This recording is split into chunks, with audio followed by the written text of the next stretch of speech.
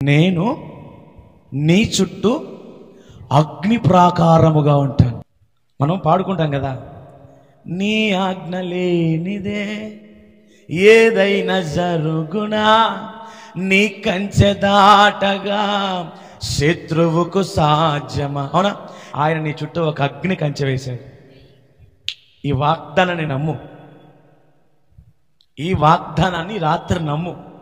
ఈ అక్టోబర్ నెల ఈ 5వ తారీఖు ఈ యొక్క మొదటి ఆదివారపు వాగ్దాన సందేశ కూడికలో నా ప్రభువు చెబుతున్న మాట, నేను నీ చుట్టూ అగ్ని ప్రాకారముగా ఉంటాను.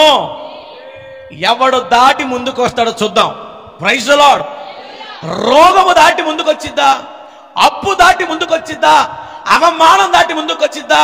నీ బిడ్డలను పట్టి పీడిస్తున్న మత్తు పదార్థాలు ఆ కంచెను దాటగలవా? నేను చెబుతున్నాను, ఈ రాత్రి వాగ్దానమును నువ్వు స్వతంత్రించుకోవాలంటే విశ్వాసముతో మాత్రమే ముందుకెళ్ళిపో. నీ చుట్టూ ఒక ప్రాకారాన్ని వేశాడు ఆయన. అపవాది నిన్ను ముట్టలేదు, అపవాది నిన్ను ముట్టలేదు. ఆయన నీ చుట్టూ నిలబడున్నప్పుడు నీకు హాని తలపెట్టగలిగిన వాడు ఈ లోకంలో ఒక్కడంటే ఒక్కడు కూడా అసాధ్యం. అది అసాధ్యం. మీరు విశ్వసించాలి. ఏంటంటే దేవుడు నాకు కనబడట్లేదు, అగ్ని ప్రాకారంగా ఉంటా అన్నాడు. అదే చెబుతున్నా, ఆత్మ సంబంధమైనవి ఆత్మీయ నేత్రాలకు మాత్రమే కనబడతాయి. దానియేలు చుట్టూ దేవుడు ఉన్నాడు. సింహాలు ముట్టాయా? వాటి వల్ల కాదయ్యా, వాటి వల్ల కాదు. అగ్నిగుండంలో షడ్రక్ మేషక్ అబేద్నెగోలు త్రోయబడ్డారు. వారి చుట్టూ దేవుడు ఉన్నాడు. అగ్ని వారిలో ఉంది, అగ్నిలో వారు ఉన్నారు. కానీ వారి చుట్టూ ఈ లోక సంబంధమైన అగ్ని నిన్నేం చేయలేదు. ఈ లోక సంబంధమైన అగ్ని నిన్నేం చేయలేదు. ఎందుకంటే నీ చుట్టూ పర సంబంధమైన అగ్ని ఉంది. స్తోత్రం కలుగును గాక. ఆ అగ్ని ప్రాకారం నీ చుట్టూ ఉన్నప్పుడు ఈ లోక సంబంధమైన అగ్ని అనే ఈ మహాశ్రమలో నిన్నేమి భయపడకండి. ధైర్యంగా దేవుణ్ణి వెంబడించడానికి ప్రయత్నం చేయండి. నా వర్తమానాన్ని ముగించాను. జస్ట్ మీకు వాగ్దానం ఇచ్చాను. మీరు ఒకటే ఈ రాత్రి ఏమని చెబుతావో తెలుసా దేవునికి? ప్రభువా, నా బిడ్డ చుట్టూ నీ అగ్ని ప్రాకారం వెయ్యి ప్రభువా. కాలిపోతున్న మంటల దగ్గరికి నువ్వు వెళ్ళగలవా? కాలిపోతున్న ఒక ఇంటిలో, భీకరమైనటువంటి మంటల ప్రభావంతో నింపబడిపోయిన ఒక ఇంటిలో నీకు సంబంధించిన ఏదో వస్తువు ఉంది, తెచ్చుకోవడానికి ధైర్యం చేస్తావా? వెళ్తే ఏమైపోతావు? నేను చెబుతున్నా, ఈరోజు నీ చుట్టూ దేవుడు ఒక మహాభయంకరమైన అగ్నిగుండమై నిలబడి ఉంటే అపవాది గడికి పాపం తెలియక వచ్చేస్తా ఉంటాడు. వాడు ఎలా వస్తాడు తెలుసా? ఎప్పటిలాగా పాపం వాడికి తెలియదు కదా ఈ రాత్రి వాగ్దానం దేవుడు ఇస్తున్నాడని. రేపు మామూలుగా ఆ పని ఈ పని చూసుకొని ఎక్కడున్నారు నా పిల్లలు అనుకుంటే ఎట్లా నడుచుకుంటూ వచ్చేస్తా ఉంటాడు. చాలా క్రాజువల్గా వచ్చేసి డోర్ తీసుకుని పట్టేసుకుందాం అనుకుంటాడు. అంతే, చేస్తాడు. అలా చెయ్యి నీ మీద చాపటంతోనే అది కంటికి కనబడదుగా అగ్ని.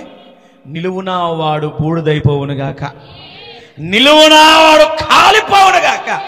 సాతాను దూతలు నీ ఇంట ప్రవేశించిన క్షణమే దేవుని అగ్ని వాడిని దహించునుగాక. విశ్వసించు, నా దేవుడు నీకు అగ్ని ప్రాకారముగా ఉన్నాడు. ఎవడి తరం కాదు. నేను పొద్దున కూడా చెప్పా, పిచ్చి నమ్మకం దేవుడు అంటే, భక్తి, గుడ్డిగా వెంబడించే ఆ ప్రేమ నాకు దేవుడు అంటే. దేవుణ్ణి వెంబడించడం అంటే ఆశామాష కాదు, నోటి మాటగా చెప్పడం కాదు, హృదయ అంతరంగాల నుంచి ప్రతిదీ రావాలి. హృదయ అంతరంగాల నుంచి. ఆమె విస్తారముగా నన్ను ప్రేమించింది కాబట్టే మీరు దేవుణ్ణి భక్తి చేసే విషయంలో కూడా విస్తారంగా ఎక్కువగా ప్రభువుకి మీరు భక్తి చేసుకుంటేనే తప్ప ఈ వాగ్దానాల నెరవేర్పు అనేది మీ జీవితంలో. విశ్వాసం లేకపోతే మీ అవిశ్వాసాన్ని బట్టి దేవుడు ఒక్క అద్భుతం కూడా చేయడు. నువ్వు ఏడిసినా, వెనకటికి ఒక పాస్టర్ అమ్మ చెప్పింది, నువ్వు బాత్రూంలోకి వెళ్ళి ఏడిచినా, నువ్వు టెర్రస్ మీదకి వెళ్ళి ఏడ్చినా, నువ్వు దుప్పడ ముసుగేసుకుని ఏడ్చినా, నువ్వు తలుపులు బెగదేసుకుని ఏడ్చినా, ప్రభువా అని చెప్పి ఎక్కెక్కేడిచినా, విశ్వాసం లేకపోతే పని జరగదురా అబ్బాయి. స్తోత్రం చెప్పు. విశ్వాసం లేకపోతే నీకు ఏడుపు ఎందుకు వస్తుందంటే శరీర సంబంధమైన శ్రమను బట్టి ఏడుపు వస్తుంది, కానీ ఆత్మ సంబంధమైన దుఃఖం కాదు అది. నీకు విశ్వాసం కావాలి, నమ్మకం కావాలి. ఇలాంటి వాగ్దానాలు మరెన్నెన్నో మనము ప్రతి నెల మీకు నేను చెప్పుకుంటూ వస్తున్నాను. ఈ వాగ్దానాల ఫలం మీరు పొందుకోవాలంటే విశ్వాసం అనేది ప్రథమ కారణం. విశ్వాసము ద్వారానే వాగ్దానాన్ని పొందుకుంటారు.